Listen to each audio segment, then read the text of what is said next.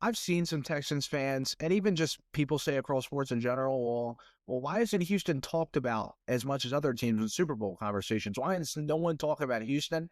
And I get it, especially if you're a Houston fan. You want to hear your team talked about in Super Bowl conversations. You've won 2 playoff games in the last 2 years. But for one, I've always said this, it's not necessarily a bad thing to have your team not talked about in the media all the time. It's not a bad thing at all. And a lot of people think they're going to win their division. I mean, the AFC South is awful anyway. They've been pretty bad for a while, but this is the worst it's looked in a long time. Tennessee's not going to be good at all. Indianapolis' season is already ending before it started. It's imploding on them, as I said a couple weeks ago it would.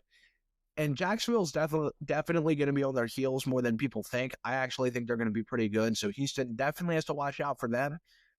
But, in terms of having CJ Stroud, who kind of had a little bit of a sophomore slump last year, but he was still good. And they still won a playoff game by a lot, even though they never really felt like they were in the Kansas City game at all. But they were still pretty competitive in that game. D'Amico Ryans is a hell of a coach, man. He coaches that defense hard.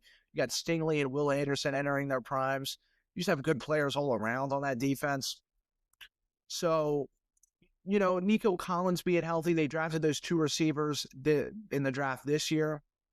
They definitely rebuilt that offensive line. They did a major haul on it, signing Cam Robinson. So they have their offensive line, I actually think, is decent.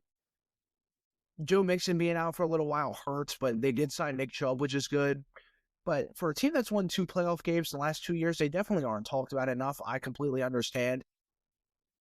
They didn't have great momentum coming out of last year, even though they won a playoff game.